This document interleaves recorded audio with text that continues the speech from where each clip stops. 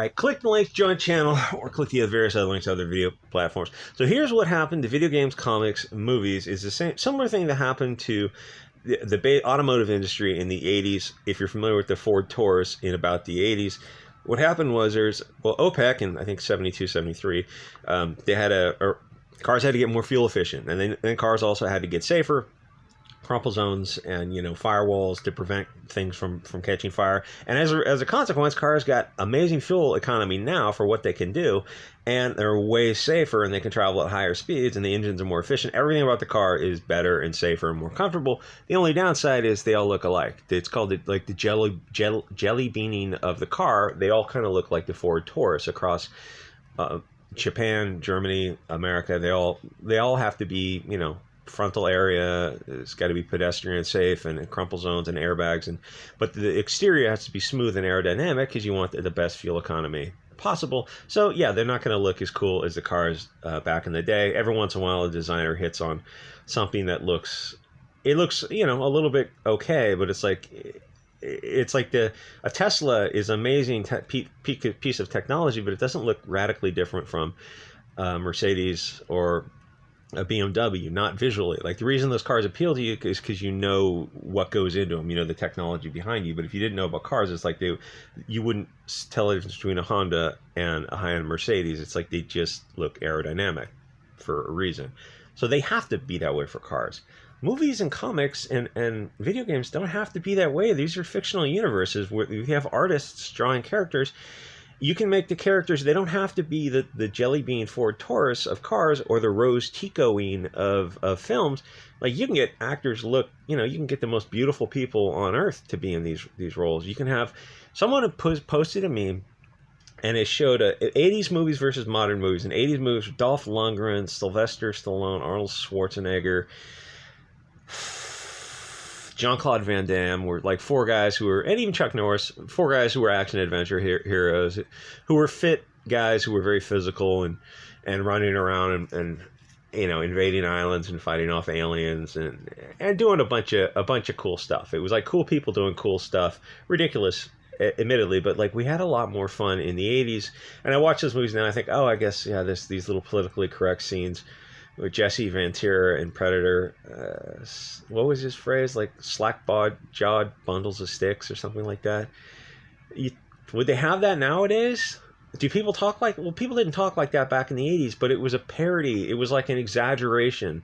Like that whole character he played, if you're familiar with Predator, if you're not, go watch it immediately. It's phenomenal. And people didn't talk like that in the 80s, rarely. It was little pieces of people who talked like that in the 80s all combined. Because a guy like that would be insufferable. Like, people weren't insufferable in the 80s.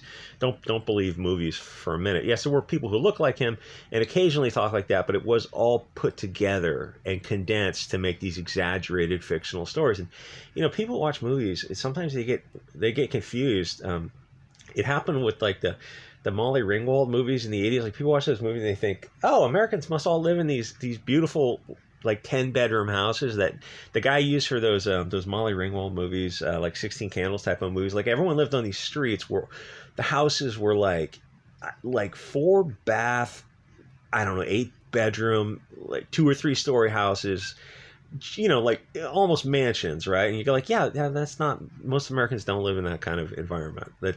Oh, what are you talking about? I saw a Hollywood movie and I come over to America and like I'm living in an apartment. It's like, yeah, most people are not living in these 16 Candles types of universes. Like, there are cities in America like that, but America's got a pretty wide spread. So that was like, it's funny to talk to foreigners who watched those movies in the 80s. I don't know where that was going with that, but people believe this kind of nonsense. But movies are exaggeration. We got Arnold Schwarzenegger and all those characters in the 80s, and oh my God, the movies were so much better. Things were way better, way better. Comics in the past, movies in the tell another story, old man. Brother, the movies are out there. You can go watch them. You don't have to take my word for it, friend. But they're so politically incorrect, and my professor, Soylent McDouchebag, told me that it's toxic. No, your professor's a brainwashed globalist. All those hot words from the critical theory, the Marxist school, the Frankfurt folks, yeah, those are all just globalist propaganda. You're being brainwashed by Bolshevik parasites.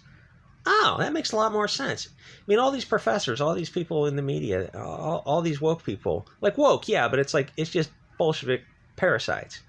That's a much better phrase than woke, is Bolshevik parasites. Vermin. Vermin's a good phrase, too. It seems to really resonate with me. I don't know where I was going with that.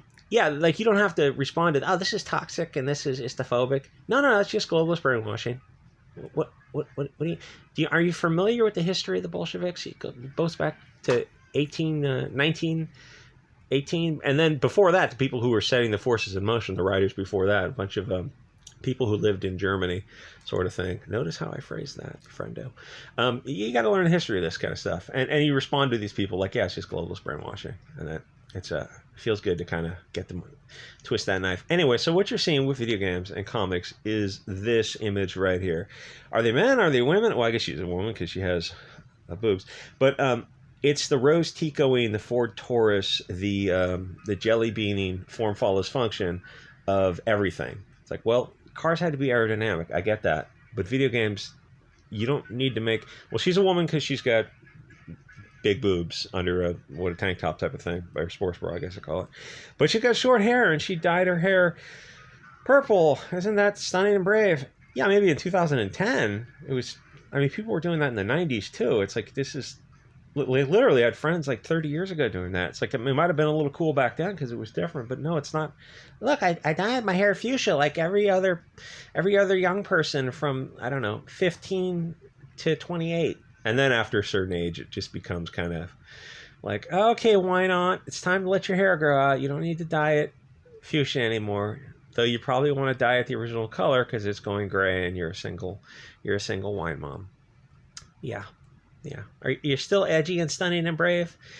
It's like all the edgy, stunning, and brave kind of fades away after 25, because then it's like, oh, you just don't have kids. It's like, are you planning on like starting kids, having a family? Like, you're probably gonna, I don't know if you're gonna regret it, but you're probably gonna, it's gonna be something. Anyway, so you have characters that all look like this Rose, at least she's got big tits, good for her. But they demasculine the man. So those action hero 80s characters of guys who are, running around, jumping cars over other cars and kind of nonsense, carrying rocket launchers up whatever. The Ray Don Chong with an RPG blowing up an APC or a police cruiser. It's bizarre. So the women look like men and the men look like demasculinized men. So they compared those 80s stars to the modern stars, like the twinkly vampire guys, the emo goth guys who are the modern day heroes. They look like pop star bands. They're not, they're very thin, androgynous, kind of soyish a little bit, like pop stars, like some kind of boy band somewhere in Korea. But they don't look like these fun action adventure heroes who would be, running around slapping chicks on the butt to get them motivated, kind of nonsense. It's like, yeah, those movies are all nonsense. We knew they were nonsense back in the 80s. That's what made them so fun. They all look like this, where they all look kind of like masculine. It's like, are there chicks this muscular? There's really not that many chicks who are this muscular. That's a little bit rare. And then the next one.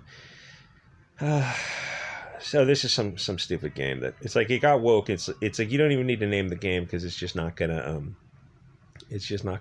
Okay, so what they did with this game is they took out names of things. Like one of the stores was called like Frank's Bitches or something like that. And so because bitches is now not politically correct in 2022.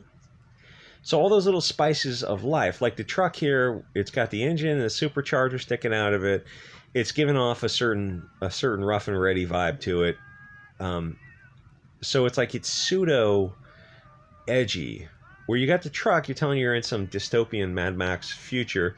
I don't know why they supercharged the truck, but then they remove bitches from the title. It's like, so, okay, you're removing all the little bits of spice. It's not edginess or anything like that. It's just a little bit of spice from the storyline. And you make the chicks... I know she's a chick because she has a sports bra on. And she looks like this. So the chicks all look masculine and the men look less masculine because you don't want that sexual binary between like Total Recall with Schwarzenegger on one end and the chick who was in Basic Instinct on the other end. That I forget that chick's name. She was in a bunch of movies. And then the other women who were like clearly women in those movies, they weren't, you know, Zers or Zims. And Arnold Schwarzenegger was this, you know, the character of this, you know, over exaggerated character. He played what he was, and it was like it was a clear division of men and women. Nowadays, like you know, if you're young now, you got robbed. If this is your experience of playing a video game with people who look like this is insane. They all look like it's like the Ford Taurus Rose Tico of everything. Like, are you winning, video game designers? Oh, we took bitches out. You know, look at it. Like even a little touch like that. It's like, why'd you do that? Oh, because it's degrading to women. It's miss. I don't know what they call it. Miss something. Misogynist, I think. It's like, oh. But you know, the customer wanted it in there, so why don't you leave it in there and don't be a little bitch yourself. Maybe don't be a pussy. Oh, that's misogynist too. That's something pussies would say. Like little bitch pussies say things are misogynist. You're being a little bitch pussy. Why are you doing that?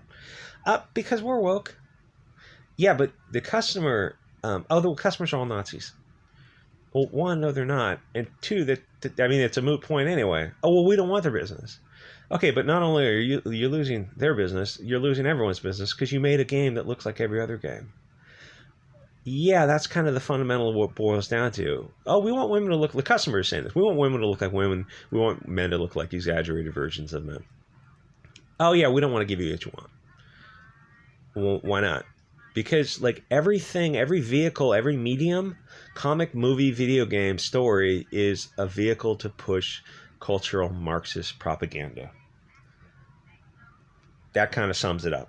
Everything they view, you can't just have. This is why we can't have nice things.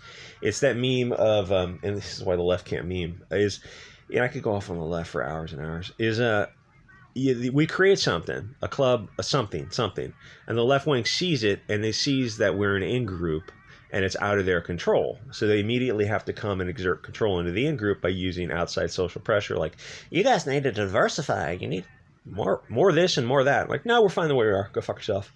Oh, you're staphobic. Yeah, okay. Oh, well, they're a hate group. They're going to have to spread their hate group all over social media, and the media will tie their name into search engines with a return hate group. This person thinks they're supreme, and then you look at like all these people that have this nomenclature attached to them, hate group, supreme, all this kind of stuff. And you look at like what the foundation of that, and you go, hey, there's no foundation here. I'm not saying it's true or not true, but you haven't proven it. It doesn't matter. The media is not the media anymore. It's just like this defamation arm. And no, you're not going to sue all of them. You just don't have the time and money to do that. It's like, oh, well, we fact checked it on Reuters and Snopes. Yeah, those are just Bolshevik propaganda arms, as everything else is. So yeah, you absolutely have to gatekeep. Like you have to gatekeep hard and line right from the start. You know, like the comics gate method. It's like you got to create your own thing, and you got to keep SJWs out, and you just don't feed the fire oxygen when they come to you. Otherwise, you're going to end up with stuff that looks like this, which is, nobody wants this. Anyway, like, comment, subscribe. See you guys on the next episode.